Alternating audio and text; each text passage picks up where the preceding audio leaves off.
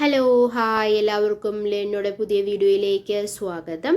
അപ്പോൾ നമ്മളിന്ന് ഫെബ്രുവരി മാസത്തിലെ ജോബ് അപ്ഡേറ്റ്സിനെ കുറിച്ചിട്ടാണ് നമ്മളിന്ന് നോക്കാൻ പോകുന്നത്. CISF കേട്ടോ. എന്താണ് CISF? എന്താണ് CISFിൽ വാക്കൻസീസ് വന്നിരിക്കുകയാണ്. അതും 1, 2, 3 അല്ല, 1161 വാക്കൻസീസ് ആണ് വന്നിട്ടുള്ളത്.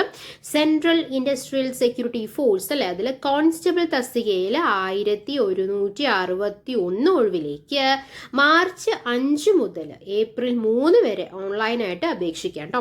ഇതിൽ പുരുഷന്മാർക്ക് മാത്രമല്ല സ്ത്രീകൾക്കും അവസരമുണ്ട്. Cook, cobbler, barber, washerman, sweeper, painter, mali, vendor, tailor, carpenter, electrician, attendant എന്നീ വിഭാഗങ്ങളിലാണ് ഒഴിവുകളുള്ളത്. പുരുഷന്മാർക്ക് 945, അതുപോലെ തന്നെ സ്ത്രീകൾക്ക് 103, വിമുക്ത ഭടന്മാർക്ക് 113 എന്നിങ്ങനെയാണ് കേട്ടോ അവസരം. അപ്പോൾ പുരുഷന്മാർക്ക് 945, സ്ത്രീകൾക്ക് 103, വിമുക്ത ഭടന്മാർക്ക് 113. രാജ്യത്ത് എവിടെ വേണമെങ്കിലും നിയമനം ലഭിക്കാം. ശമ്പളം എന്ന് പറയുന്നത് 21,700 തൊട്ടിട്ട് 69,100 രൂപ വരെയാണ്. മറ്റ് അലവൻസും ലഭ്യമാണ്. പ്രായം 2025 ഓഗസ്റ്റ് 1-ന് 18-നും 23-നും മധ്യ ആയിരിക്കണം. ഇതിന്റെ എഡ്യൂക്കേഷൻ ക്വാളിഫിക്കേഷനെ കുറിച്ച് പറയുകയാണെങ്കിൽ candidates applying for CISF tradesman must have completed matriculation or an equivalent qualification. അതായത് എന്താണ് മാട്രിക്കുലേഷൻ അല്ലെങ്കിൽ തത്തുല്യമാണ് പറയുന്നത്. അതുപോലെ തന്നെ എന്താണ് പറയുന്നത്, from a recognised board university for skill trades preference will be given to ITI train candidates. അതായത് ITI പരിശീലനം ലഭിച്ചിട്ടുണ്ടെങ്കിൽ മുൻഗണന ലഭിക്കുന്നതാണ്. Ex serviceman should have at least a 10th pass qualification. Okay, അപ്പോൾ മെട്രിക്കുലേഷൻ പറയുന്നുണ്ട്. അതുപോലെ തന്നെ അൺസ്കിൽഡ് ട്രേഡ് ആയിട്ടുള്ള സ്വീപ്പർ ഒഴികെയുള്ള ട്രേഡുകളിലേക്ക് അപേക്ഷിക്കുന്നവർക്ക് ബന്ധപ്പെട്ട ട്രേഡിൽ ITI പരിശീലനം ലഭിച്ചിട്ടുണ്ടെങ്കിൽ മുൻഗണന ലഭിക്കുന്നതായിരിക്കും എന്നാണ് പറയുന്നത്.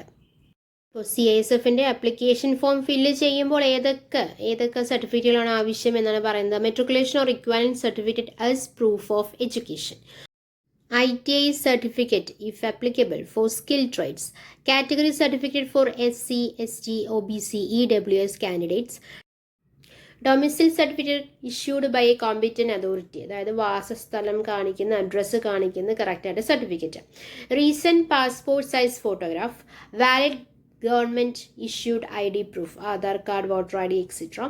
X serviceman must submit discharge certificates. ഇപ്പോൾ ഇത്ര കാര്യങ്ങളാണ് എന്തിൽ അപ്ലൈ ചെയ്യണമെങ്കിൽ വേണ്ടത്. ഓക്കെ, അപ്പോൾ ഒരു ഡൗട്ട് വരും, ഇതെല്ലാം വേണോ അല്ലെ, ഇതെല്ലാം വേണോ CISFിൽ 1161 കോൺസ്റ്റബിൾ എന്നുള്ള പോസ്റ്റിലേക്ക് അപ്ലൈ ചെയ്യാൻ ഇതെല്ലാ സർട്ടിഫിക്കറ്റ്സും വേണോ? അല്ല, അതാത് ട്രേഡിലേക്ക് അതാത് യോഗ്യതകളാണെന്ന് പറഞ്ഞല്ലോ അല്ലെ. മെട്രിക്കുലേഷൻ ഇക്വാലന്റ് പറയുന്നുണ്ട്, ITI certificate for skill trades എന്ന് എടുത്ത് പറയുന്നുണ്ട്. നമ്മളിപ്പോൾ ഓരോരോ ട്രേഡിലേക്കായിരിക്കും നമ്മൾ അപ്ലൈ ചെയ്യുക. അപ്പോൾ ഓരോ ട്രേഡിലും അതിനനുസരിച്ചുള്ള യോഗ്യതകൾ അവർ പറയും, അതിനനുസരിച്ചുള്ള ഡോക്യുമെന്റ്സ് അപ്ലോഡ് ചെയ്യാൻ പറയും. അപ്പോൾ അതിനനുസരിച്ചിട്ട് അപ്ലൈ ചെയ്യുക. ഓക്കെ, അപ്പം ഇതിലെ തെരഞ്ഞെടുപ്പ് എങ്ങനെയാണ്? 5 കടമ്പകളാണ് കടക്കേണ്ടത്. ആദ്യത്തേന്ന് പറയുന്നത് PET, രണ്ടാമത്തെ PST, മൂന്നാമത്തെ ട്രേഡ് ടെസ്റ്റ്, നാലാമത്തെ written examination and final medical examination അല്ലേ. PET എന്ന് പറയുന്നത് എന്താണ്? ഫിസിക്കൽ എഫിഷ്യൻസി ടെസ്റ്റ് ആണ്, അതായത് ശാരീരിക ക്ഷമതാ പരീക്ഷ എന്നുള്ളതാണ്. Candidates must complete physical task such as running. എന്താണ്? അതായത് പുരുഷന്മാർക്ക് 6 മിനിറ്റിൽ 1.6 കിലോമീറ്റർ ഓട്ടം, സ്ത്രീകൾക്ക് 4 മിനിറ്റിൽ 800 മീറ്റർ ഓട്ടമാണ് അവർ പറയുന്നത്. പ്രിസ്ക്രൈബ് ടൈം കൊടുത്തിട്ടുണ്ട്. To assess their endurance and fitness level. രണ്ടാമത്തെ PST ആണ്, അതായത് ഫിസിക്കൽ സ്റ്റാൻഡേർഡ് ടെസ്റ്റ് ആണ്, അതായത് ഹൈറ്റ്, ചെസ്റ്റ് ഒക്കെ നോക്കുക എന്നുള്ളതാണ് ഫിസിക്കൽ സ്റ്റാൻഡേർഡ് ടെസ്റ്റിലൊക്കെ വരുന്നത്. വെയിറ്റ് മെഷർമെന്റ്സും എടുക്കുന്നതാണ്. ഓക്കെ, മൂന്നാമത്തേന്ന് പറയുന്നത് ട്രേഡ് ടെസ്റ്റ് ആണ്. Candidates are test on the specific trade skills to evaluate the proficiency in the chosen field such as cooking, carpentry or plumbing. And നാലാമത്തെ ഏതാണ്? റിട്ടേൺ എക്സാമിനേഷൻ ആണ്. Written test is conducted to assess candidates. ഏതൊക്കെ സബ്ജക്റ്റുകളാണ് വരുന്നത്? General knowledge വരുന്നുണ്ട്, reasoning ability വരുന്നുണ്ട്, numerical aptitude വരുന്നുണ്ട്, അതുപോലെ തന്നെ ട്രേഡ് റിലേറ്റഡ് ആയിട്ടുള്ള നോളജും ഇതിൽ അടങ്ങിയിരിക്കും. ഏത്? റിട്ടേൺ ടെസ്റ്റിൽ. അവസാനത്തെ എന്ന് പറയുന്നത് മെഡിക്കൽ എക്സാമിനേഷൻ ആണ്. എന്തിനാണ് മെഡിക്കൽ എക്സാമിനേഷൻ നടത്തുന്നത്? Is carried out to ensure that candidates are physically and mentally fit for service in CISF. കാഴ്ചശക്തിക്ക് അവർ വളരെയധികം ഇമ്പോർട്ടൻ്റ് കൊടുത്തിട്ടുണ്ട്. അതായത് വർണ്ണാന്തതയോ നിശാന്തതയോ കോങ്കണ്ണോ പാടില്ല എന്നവർ സ്ട്രിക്ട്ലി പറഞ്ഞിട്ടുണ്ട് കേട്ടോ.